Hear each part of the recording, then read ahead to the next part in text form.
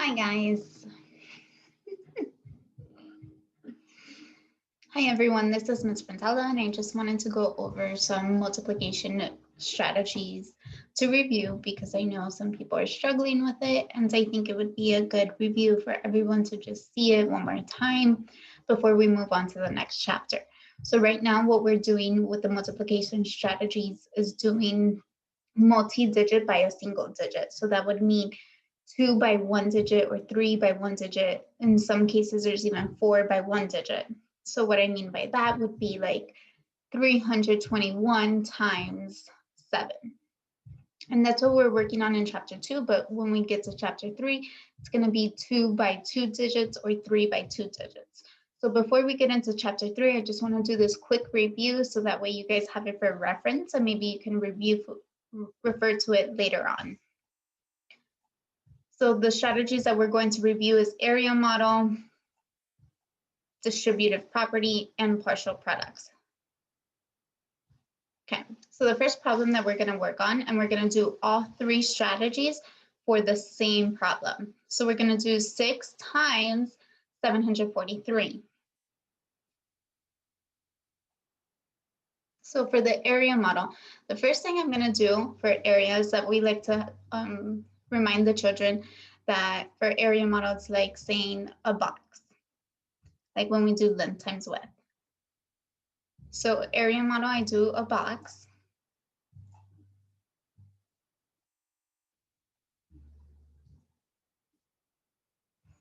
And then I'm also going to break that box into the place values. Here I have up to the hundreds value because I have 7 hundreds, 4 tens, and 3 ones. So when I have my box, I'm going to break it into 3 pieces. So I'm going to go ahead and draw lines down to represent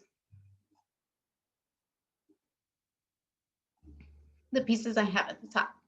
So here I would have 700. And this is basically breaking it into expanded form. Here I would have 40, and here I have 3. Now, what I like to do so that the kids don't forget is to draw the plus signs because this reminds them and it reinforces the whole expanded that we did before. Now we're expanding it and we're doing it by the values of the numbers. So I have 740 and 3, and I'm going to seriously multiply 6 times 700, 6 times 40, 6 times 3. So if I'm doing that, over here on the side, I would have 6. So just for reference, so all my visual learners can see it, I have 7 for my 700s, 40 for my 4, and 3 ones. Now, what we've been teaching the students to do is to use basic facts to solve problems. So the basic facts would be, let me change the color.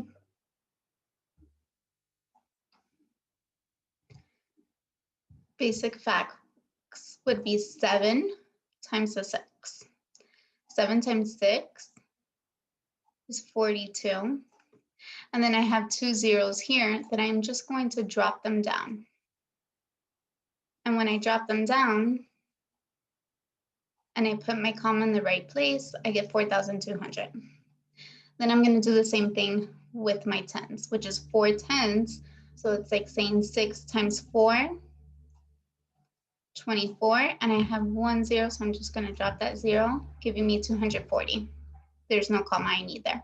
Then 6 times 3 is 18. So then the last step that they would need to do is to line them up correctly. 4,200, 240, and 18. And then they would need to add it all together. So it would be 8, 5, 4, and 4. So my answer should be 4,458. That should be my answer, and I'm gonna go ahead and put that in a blue box so I'm clear. And that's how I would do it. Now, I'm gonna go ahead and start working on the distributive property to teach how we do the distributive property. This is also based on breaking it apart into the expanded form.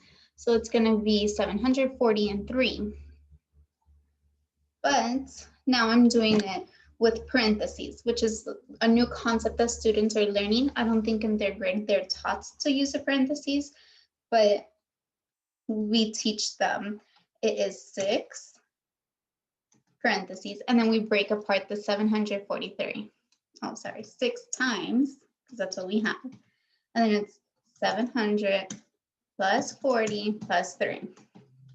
But when we do the distributive property, we like to multiply it times each. But what are we doing in between? We're adding them. So the next step would be 6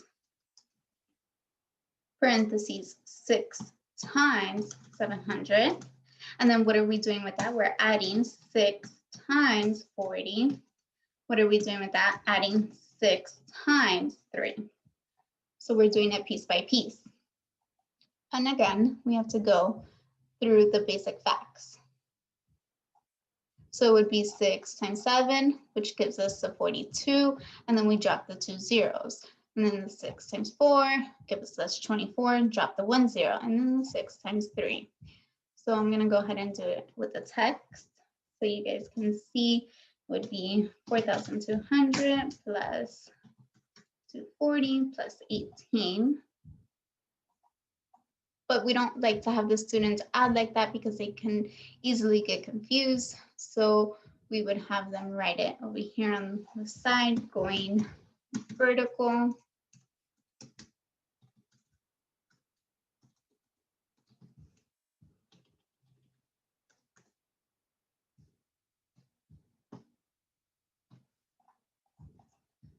So we would do it like that, and we would draw a line.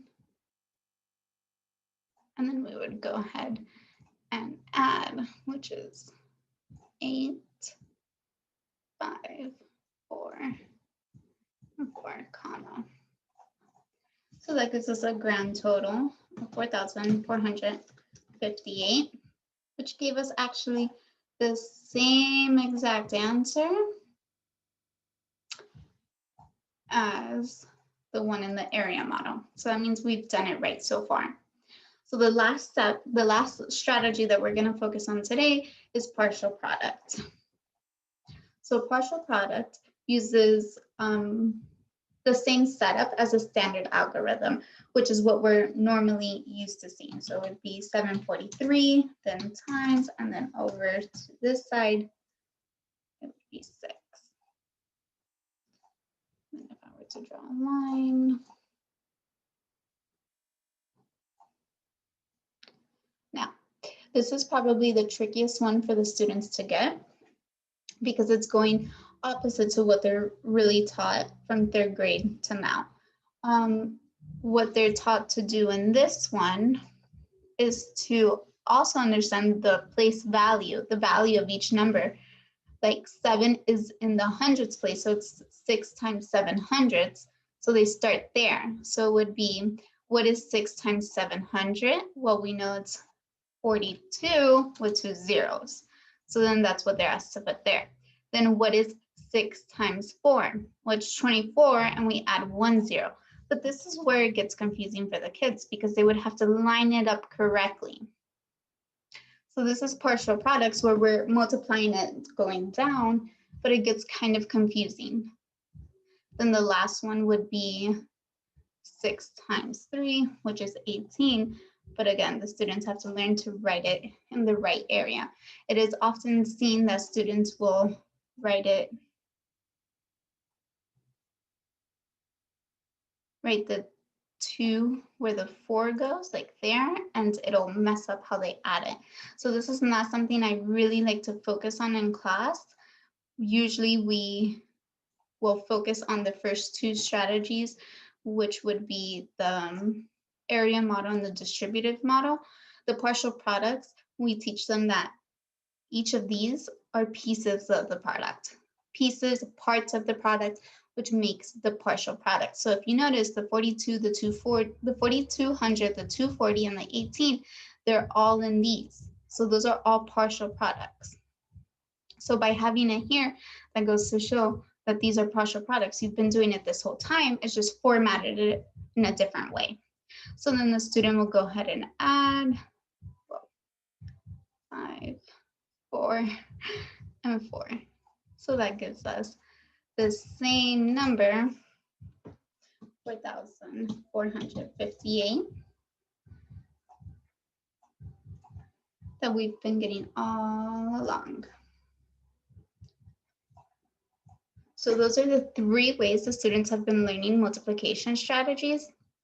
It's important that they understand this because eventually they'll be given 2-digit numbers. So I'm gonna go ahead and preview that for you so you guys can see how this works. So if the students were given, let's say, 245 times 85, let's say. Let me make this a little bit bigger.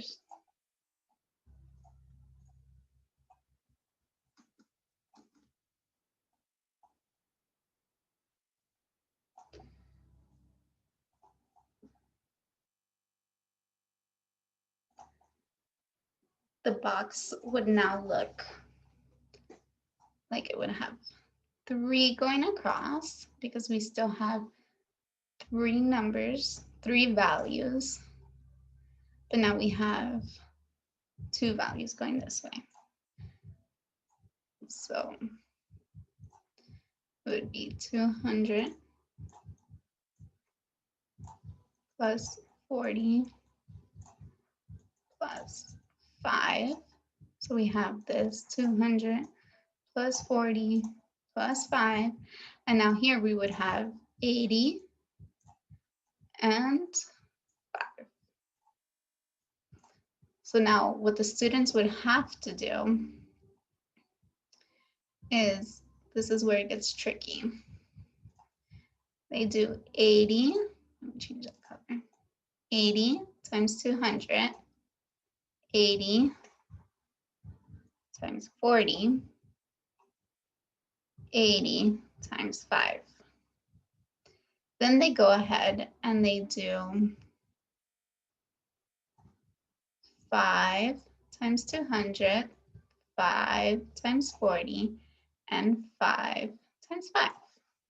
So if I were to do this quickly, 8 times 2 gives me 16. Change the size there. Whoa, too small now. 16, but now I have 2 zeros in the hundreds, but I also have a 0 from 80. So that means I actually have to add 3 zeros. So if I put my comma correctly, that would give me 16,000. Now I do 8 times 4, which gives me 32, and I have a 0 from the 80 and a 0 from the 40. So that means I have 3,200, and then 80 times 5, well, 8 times 5 is 40, and then I have a 0 from the 80. So now those are my partial products just from the 80, but now I have to do the 5 from my 85. So 5 times 200, well, 5 times 2 is 10, and I have 2 zeros from 200. So it gives me a total of 1,000. Then I do 5 times 4, which is 20, add a 0 from the 40, and then 5 times 5 is 25. So now students will now need to add all these numbers. So when the students, if I go ahead, so that would be the area model that I just demonstrated. But if I go ahead and type it out, would be 16,000. Then I also have 3,200. Then I also have 400. I also have 1,000, 200, and 25. So the tricky thing is getting all of them aligned for the students, because that is where they easily can mess up. They might understand the concept of adding correctly, but if they don't align it correctly, That's where the silly mistakes really occur. So enforcing that basic skill of adding and aligning them correctly, that is where you can truly help your child. So you have 5 plus 0 plus 0 plus 0 plus 0 plus 0 equals 5, then 2, and nothing on top.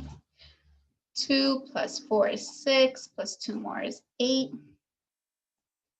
Then you do 1 plus 3 is 4, plus 6 is 10. So you drop the 0, carry the 1, and 1 plus 1 is 2. So the total will be 20,825 for that answer. But this is basically what chapter 3 is all about, using the different strategies. This is just an intro to chapter 3, but that's why it's so important to understand the foundational skills of chapter 2. So this video is a great review and a great reference to everything that we've learned in chapter 2. And that's why we've taken so long to complete chapter 2, because this is the foundation. Having a poor foundation will not help you succeed in chapter 3. So that's why we've taken so long. Please keep this video because it will help you. So thanks for watching. Bye.